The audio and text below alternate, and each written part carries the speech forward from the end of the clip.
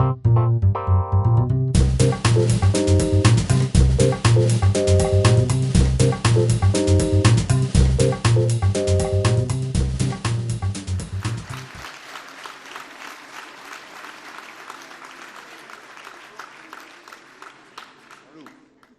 camarades, bien évidemment, je voterai sans réserve le rapport d'activité présenté et complété par Catherine. J'abonde dans l'analyse qu'elle fait de la situation internationale, notamment de la guerre qui s'étend et qui va marquer le contexte dans lequel nous allons militer dans les mois et les années à venir. La paix ne viendra pas seule, car les enjeux économiques priment sur les vies humaines pour les gouvernements qui livrent des armes, et le gouvernement Macron en fait partie. Elle viendra de l'action simultanée de dockers, syndicalistes qui refusent de mettre les armes dans les bateaux, de la jeunesse mobilisée, de la solidarité internationale et des manifestations partout dans le monde, y compris ici. Mes camarades, Catherine prend une retraite bien méritée dans quelques semaines. Elle ne quitte pas l'organisation. Le rapport de trésorerie fera état de la bonne santé de notre UD. C'est le résultat du travail de tous nos militants. C'est aussi celui de celle qui a su être présente à tout instant à côté de chaque syndicat et qui a permis notre cohésion. Alors je n'en dirai pas plus car nous lui ferons une belle fête pour lui dire un grand merci collectif ce soir. Et pour ceux qui ne restent pas au repas fraternel, ne partez pas avant la fin. Une petite vidéo clôturera les travaux avant l'apéro. Ce serait dommage de la rater. Je vais commencer par vous en dire un peu plus sur les élections de TPE, car l'enjeu est important pour toute l'organisation. Comme les élections professionnelles de la fonction publique de 2022, les élections CSE et les élections Chambre d'agriculture pour lesquelles nous mettrons toute l'organisation en marche aussi, ces élections rentrent en compte dans le cycle électoral qui permettra d'établir notre représentativité. Elle nous concerne donc tous. À savoir, dans le Maine-et-Loire, 57 000 salariés sont concernés et 95% ne votent pas. Nous avions 371 voix en 2017, 444 voix en 2021. Nous en cherchons 600 en 2024. Or, nous sommes plus de 500 dans cette salle aujourd'hui, donc autant dire que c'est à portée de main si nous nous organisons. Vous trouverez donc dans vos sacoches une fiche permettant d'établir notre cahier de votants avec les nounous que nous connaissons, les salariés du boulanger, de la boulangère, du boucher, de la coiffeuse, du petit commerce de moins de 11 salariés ou du service à la personne, sans oublier les apprentis qui votent. Alors, première étape que nous vous proposons, que chacun fasse ici sa liste, en garde une copie, une photo, et laisse cette liste à la sortie auprès de Coco et Sylvie pour établir collectivement notre cahier de votants. Deuxième étape, chacun peut ensuite aller voir ses 1, 2, 3, 4 salariés pour leur parler du vote TPE en amont et leur donner un infopass TPE là, que vous avez dans votre sacoche. Ce pass donne droit à des avantages gratuits pour ces salariés jusqu'en juin 2025, ainsi que des informations sur leur convention collective. Autant dire que c'est une bonne entrée pour discuter du syndicat avec eux et des revendications que nous portons, notamment l'augmentation générale des salaires, du SMIC, 13e mois, la prime du transport pour tous, et aussi la possibilité d'être défendu et représenté par un syndicat. À savoir que chaque salarié va recevoir le 20 novembre par courrier ses codes de vote électroniques. Et donc la troisième étape, c'est de retourner voir chacun de ces 1, 2, 3 salariés de sa liste entre le 25 novembre et le 9 décembre pour s'assurer de leur vote.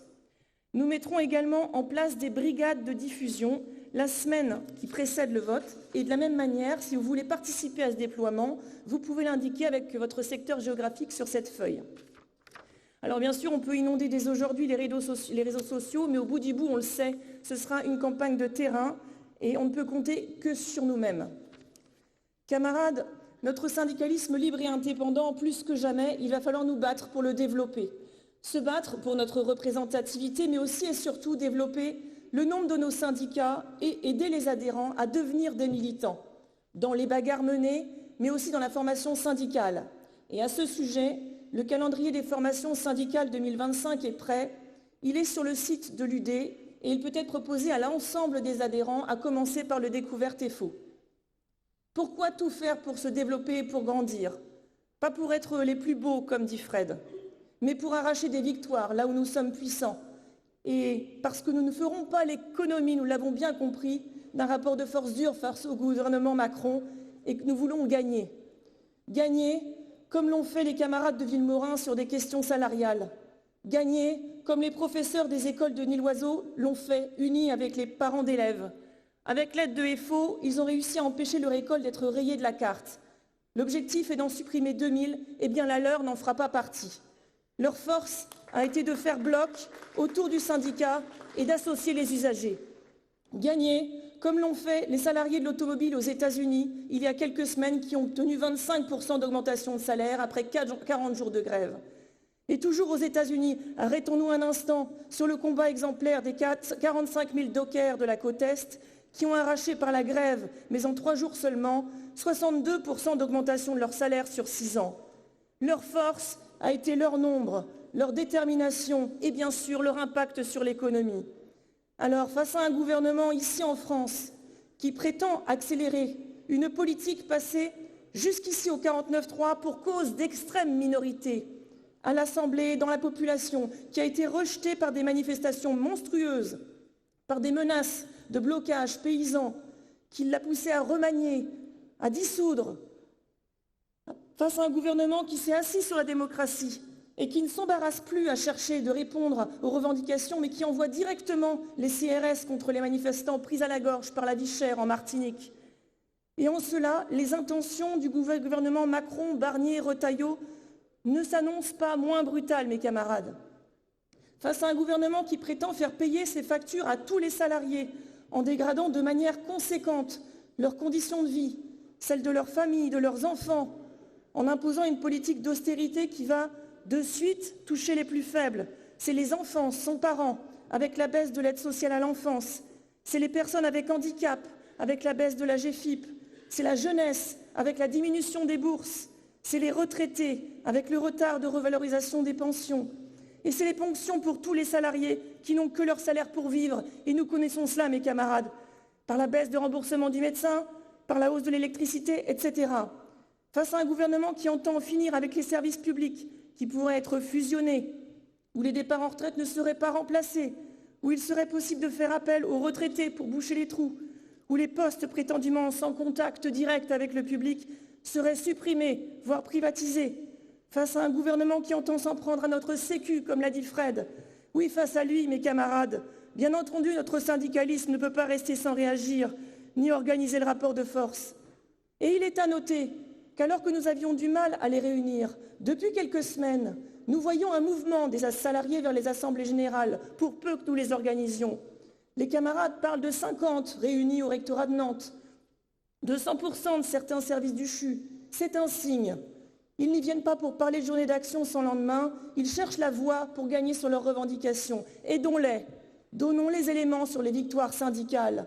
Et dans ces réunions, au-delà des problèmes de boîte, les annonces gouvernementales sont dans toutes les bouches. Quel salarié peut accepter un plan d'austérité de 60 milliards avec un tel impact sur ses conditions de vie quand le gouvernement a fait des exonérations sans contrepartie aux entreprises à hauteur de 73 milliards sur une seule année, quand 413 milliards sur 6 ans sont fléchés pour la guerre?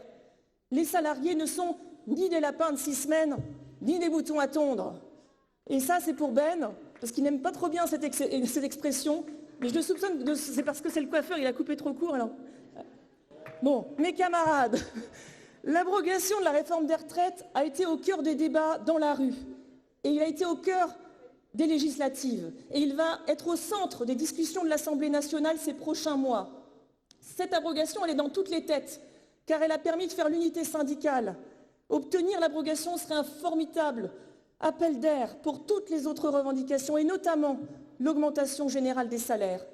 Alors dans ce cadre, mes camarades, l'organisation du meeting FO du 26 est un événement déterminant, comme elle l'avait fait le 21 septembre 2019, avant la grève à compter du 5 décembre 2019 et qui avait fait reculer le gouvernement. Notre organisation syndicale aide à l'organisation du rapport de force nécessaire. C'est ça l'indépendance syndicale. Alors inscrivons-nous dans les cars, camarades. Inscrivons-nous tous, réunissons les salariés en Assemblée générale et en avant. Vive l'Union départementale Force ouvrière 49, vive la CGT-FO.